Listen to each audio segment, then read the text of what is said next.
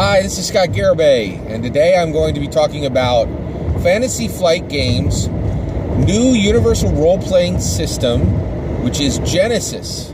All right? Now, Genesys is a really unique tabletop role-playing game.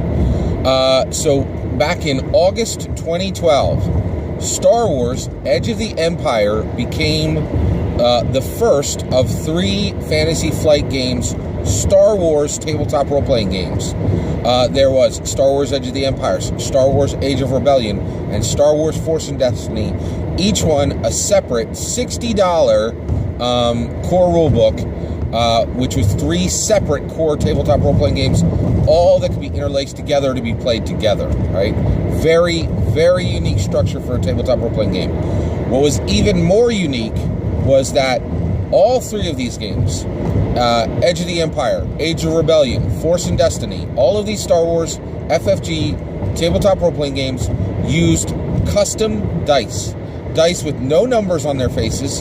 Instead, they had custom symbols that were specific to the setting of Star Wars and allowed for narrative dice interpretation. It was a complete innovation in the tabletop role-playing game scene. At the level it was done, with the amount of mechanics that it allowed, and the way it was rolled out, it had never ever been done before in tabletop role-playing games. It was a true innovation. Now, 5.5 years later, right? After this narrative dice system was introduced, now we come to Genesys. And Genesys allows you to take those custom dice, right, from Star Wars, or custom dice that are newly printed with new symbols, and play them with Genesys, right? Now, I fully bought into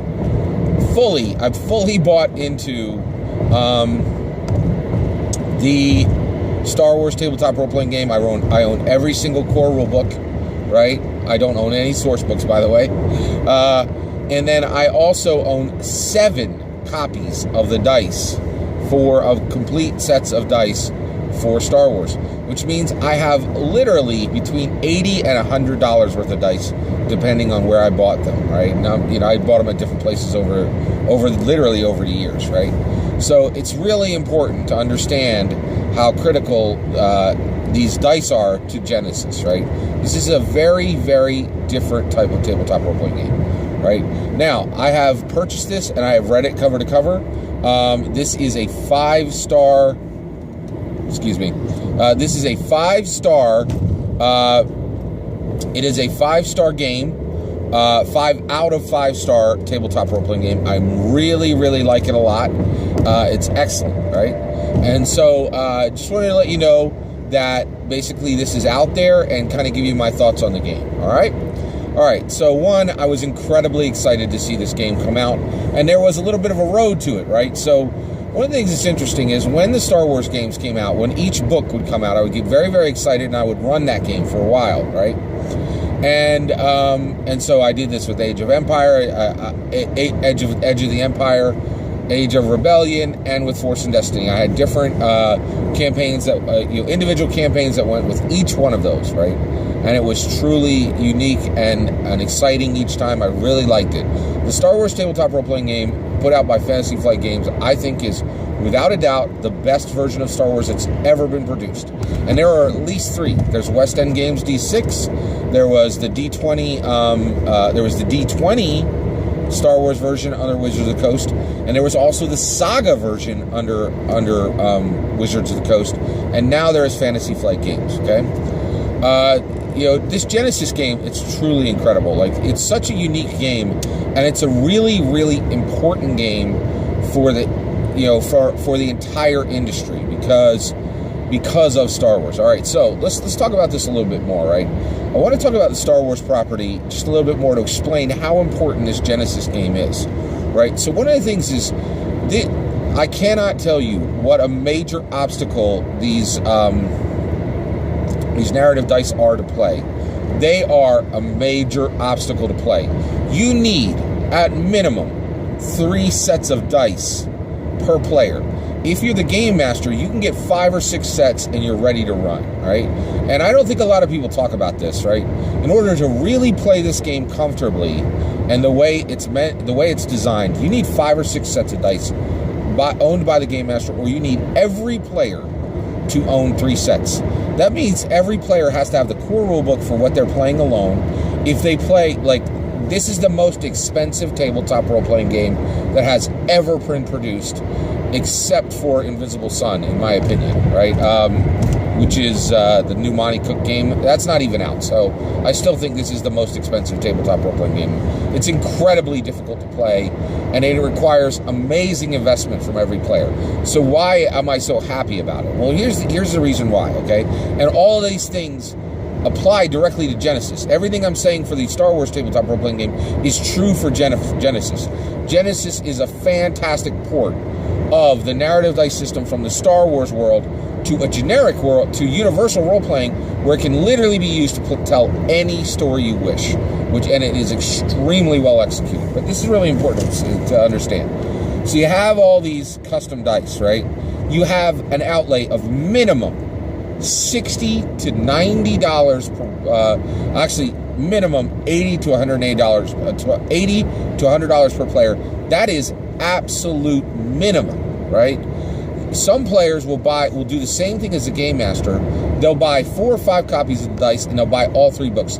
That's over $200 for a fully engaged player for the Star Wars tabletop role-playing game. With the Star Wars tabletop role-playing game, it is very easy to have $1,000. If you have 1 game master and 4 players, you can easily hit $1,000 worth of materials at that table, right? So why am I raving about this game? Well, here's why, okay? These narrative dice are complex, right? And they are costly, but they are worth every penny, right? This is the luxury end of the tabletop role-playing game industry. I think it is the start of the luxury tabletop role-playing game. That's what the Star Wars tabletop role. And what's interesting is Star Wars is all 3 of the Star Wars books are licensed property. Okay. Now, when Force Awakens came out, FFG was able to have them, was able to keep the Star Wars license, right? And man, they have sold the heck out of that game. By making this game costly to play, they're able to produce profits that they can bring back to Star Wars to help them keep that game. And that is a very, very, very big deal. And here's why, right? For decades, we have had DC superhero games. We have had Marvel superhero games. There is absolutely no new content being made for DC or Marvel, and Marvel is 100% shut down for tabletop role-playing games. And the reason why is tabletop role-playing games give people a license to tell stories in your world with your characters, and that is incredibly dangerous to any intellectual property today. I love licensed tabletop role-playing games. I'm resistant to say this, but I'm a commentator for tabletop role-playing games, and this is the truth.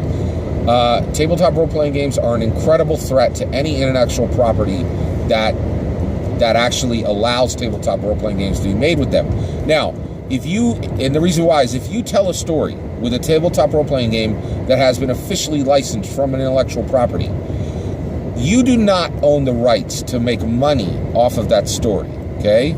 But you absolutely have the right to insist it is not removed from any medium that you put it out in. So if you've told a story in a tabletop role-playing game, in a tabletop role-playing game, and then you say, this is the story that me and my friends told with these characters in this world, that company cannot come back to you and say, you got to take this down, right?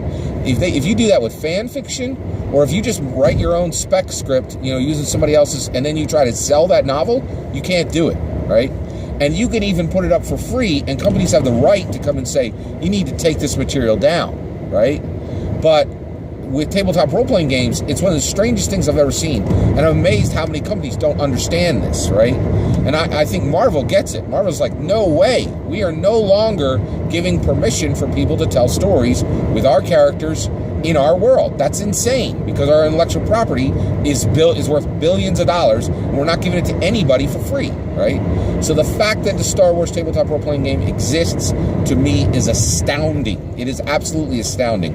And Fantasy Flight Games has very, very carefully preserved the right to tell stories with these. But I think that Genesys very well may be a clarion call that they know that day is coming up. Now, I'll tell you right now, the day that Fantasy Flight Games loses the Star Wars property, okay, loses the right to make the Star Wars tabletop role-playing game, which more than one company has already done. Wizards of the Coast has already lost it, and West End Games has already lost it, right? So when Fantasy Flight Games loses the right to tell stories using the Star Wars tabletop role-playing games, when they lose the right to continue to make the tabletop role-playing games, that will be a sad day. And in my opinion, it will not be because they failed. They have done an incredible job just cherishing that intellectual property and giving it tons of time and attention, and they have made it profitable very profitable for they've made it, I should not use the word very, because no tabletop role-playing games make a lot of profit. The entire industry is approximately $35 million a year, which is ridiculously small for any industry, in my opinion. All right, so with that said, they have done everything you can do to make a tabletop role-playing game profitable that is reasonable. So they have done a truly tremendous job. Okay, so you have these custom dice, right, that are made, and the narrative dice system has been ported right over into Genesys, right? Now, and they've done it, and so you have all these blockers, right? It's so hard to play this game, so expensive to play this game. Why is it done? Here's why. Narrative dice. There are positive dice and negative dice. On the positive dice side, you have success, advantage, triumph. On the negative side, you have failure, threat, despair. When you roll these dice, they produce symbols within those 6 different types, right? And so when you make a pool of dice in this game, one, it's wonderful. You fill your hand with all these colored dice, and then you get to shake them up and you roll them, right? And then it's literally like, someone casting lots and telling the future, man. You sweep aside the dice, and you see what's left. And then you read those things like chicken bones, man. It's awesome. It is really, really awesome. And what can happen from that dice roll is not like every other tabletop role-playing game in the world with success and failure. It is, did I get a success? How many successes did I get? Did I get any advantage? Did I get a triumph, right? Or, did I overall get a failure? Are there any threats that are threatening me now because of this dice roll? And is there a despair? Is there something horrible that has just happened? And get this, you could have a triumph and a despair in the same roll, right? Like, the outcomes of rolls in this game, it is complex, and it is challenging, and it is difficult, right? But it is worth it. It is worth the cost, right? And so I am a little sad. This game is not for everyone. If you are cash strapped, you should, you absolutely can try Genesys. Genesys is not a $60 core rulebook. So one of the things I think is really amazing is I think Fantasy Flight Games made this book $40. It's 258 pages long, it's full color, and it's only $40 for the hardback. That is amazing. That is so, so cool, right? Now, I want to be clear. I am reviewing the PDF version of this. I bought my PDF for $20 on tabletop, on Drive-Thru RPG. Everything was fantastic. The deployment of that product to me was good. And it has a glossary. It has, those navigator tabs that any good PDF should have. And it is a beautiful, stunningly beautiful book that really evokes not just one setting, but many settings. And it does some wonderful, wonderful things. And I can't tell you how important the Genesys game is to the tabletop role-playing game industry for several reasons. One, it puts a stamp saying, even when the Star Wars tabletop role-playing game goes away, we will have a game that uses custom dice. And that is really, really special, okay?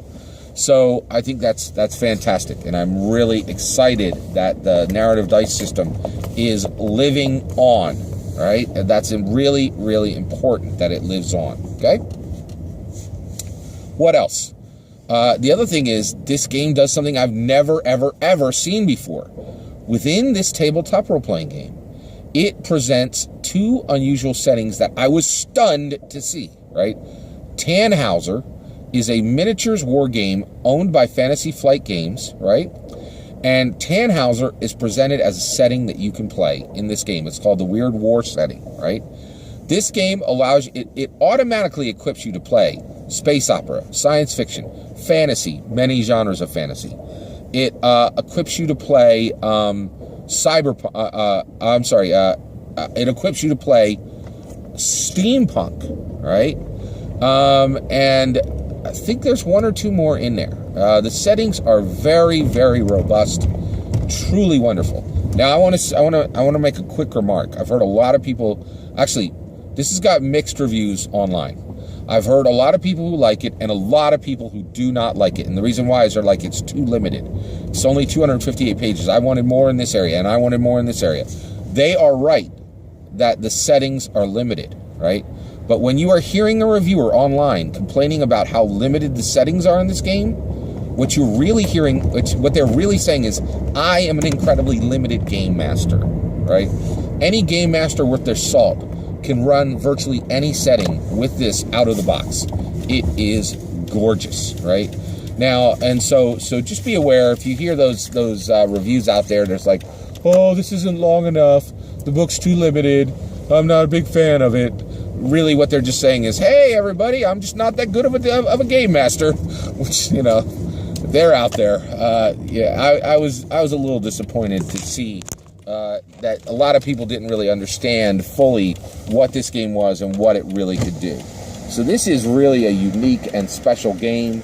I would say, you know, and I really think I'm very excited because this just came out in 2018, right? So this is a 2018 game, and it is an amazing start to our tabletop year as far as new tabletop role-playing games. It is gorgeous. This game is really, really solid. I'm really, really very excited about this game. So you have all this going on. You have it. Oh, and then also, so I talked about Tannhauser, right? But in addition to Tannhauser, so there's rules so that you can play a tabletop role-playing game. A tabletop role-playing game using a miniatures war game, which is just fantastic. That's a awesome, super cool thing. And it's just added into Genesys. Like, here you go, right? That's an amazing value. In addition to that, Twilight Imperium. And I've talked about this previously, and I am super excited about this. I think virtually every board game in existence can almost immediately be turned into a tabletop role-playing game with counters and miniatures and props coming directly from the board game, right? I want to run a tabletop role-playing game for Ticket to Ride, right? And I want there to be special meaning for each card and each colored, you know, railroad car, right? And the inclusion of Twilight Imperium, an awesome board game, as a tabletop role-playing game setting is pure genius on the part of the Fantasy Flight Games. This is a 5 out of 5 star game. It is just a wonderful, wonderful inclusion and a great start to our tabletop year. I will tell you right now, man, you know, just this game makes me happy to be alive. I'm just so joyous that this thing has come out. I also wanted to explain, I have those 7 sets of dice that I bought for Star Wars. It took me, I'm not kidding, 3 hours to go through all my gaming equipment in 2 different sessions. It took me an hour and a half and then another hour and a half setting to find those dice. And I had to not buy this game for like 3 weeks until I found my Star Wars dice. That's the last thing I would say. I would not buy the new dice for this game. I would use Star Wars dice. There's a lot of reasons for that. The biggest reason is, one, I think there'll always be a market for the Star Wars dice and for the Star Wars tabletop role-playing games. Take a look at all the old Star Wars tabletop role-playing games, especially the Saga versions, the square books that came out from Wizards of the Coast. Those things are worth a fortune now. And I think it's going to be exactly the same with the hardbacks and all the dice for the tabletop role-playing game, for the current tabletop role-playing game, when Fantasy Flight Games loses the license, which I think they will. I truly think they will. I don't, honestly, I think large properties, billion-dollar, multi-billion-dollar IPs, they're not going to go down the road of tabletop role-playing games, generally. So I really feel like, but I just can't rave enough about Genesys. Get it, play it, it's awesome. If you have expendable resources. If you're struggling with money, this isn't the best game for you. It is expensive to play. It is a $40 rule book, but the reality is you're going to need 5 or 6 sets of dice. You cannot play this for less than $100, for less than $70 or $80 outlay from one game master, and you're going to prompt your players to buy as well. It's an expensive game. It's worth every penny. So if you're blessed to have a lot of money out there, play it. If you're not, go find Index Card RPG. Take care.